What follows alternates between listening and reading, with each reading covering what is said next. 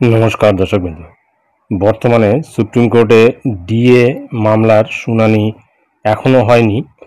তো সেই ডিএ মামলা সংক্রান্ত একটি গুরুত্বপূর্ণ আপডেট আমি আপনাদের সঙ্গে শেয়ার করছি।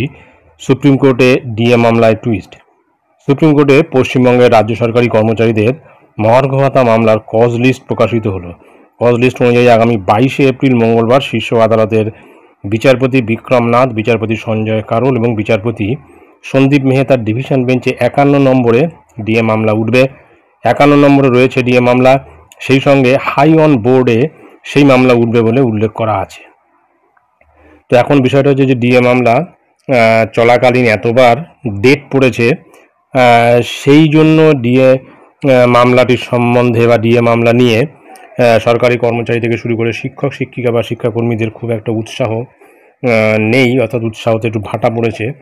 তার উপরে 26,000 শিক্ষক শিক্ষিকার চাকরি বাতিল হওয়াতে তাদের কাছে ডিএ আগে না চাকরি বাঁচানো আগে, সেটাই তারা একটা সমস্যার মধ্যে পড়েছে যে আগে ডিএ না আগে তাদের চাকরি।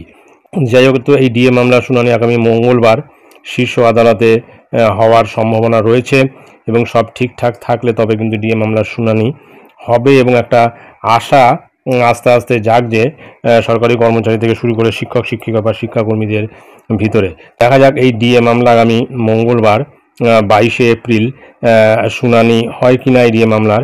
তো এটাই ছিল গুরুত্বপূর্ণ আপডেট যা আমি আপনাদের সঙ্গে শেয়ার করলাম। ধন্যবাদ।